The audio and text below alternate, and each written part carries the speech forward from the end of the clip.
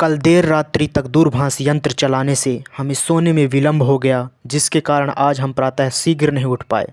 और जैसे ही हम उठे हमें तीव्र प्यास की अनुभूति हुई।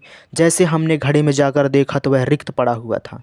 हमने तुरंत अपने अंगवस्त्र धारण किए और निकल गए जल की व्यवस्था करने के लिए।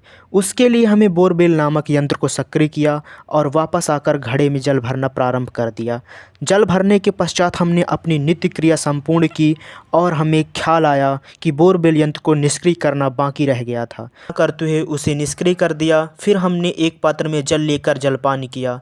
तत्पश्चात हमने सोचा कि स्नान भी कर ही लिया जाए। स्नान करने के पश्चात हमने अपनी केशों को जलमुक्त कराने का प्रयास किया और उसी अवस्था में वस्त्र धारण कर धुले हुए वस्त्रों को सुखाने के लिए चले गए। इन सब कार्यों के लिए हम दास दासी भी रख सकते हैं, किंतु उन्हें रखने के लिए धन का प्रचुर मात्रा में होना आवश्यक है, जो कि हमारे पास नहीं है।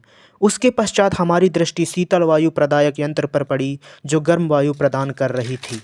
तो हमने शीतल वायु प्राप्त करने हेतु उसमें जल डाल दिया। उस यंत्र में जल डालते ही वह शीतल वायु पुनः प्रदान करने लगा। इस भीषण गर्मी में यह शीतल वायु किसी संजीवनी से कम नहीं है।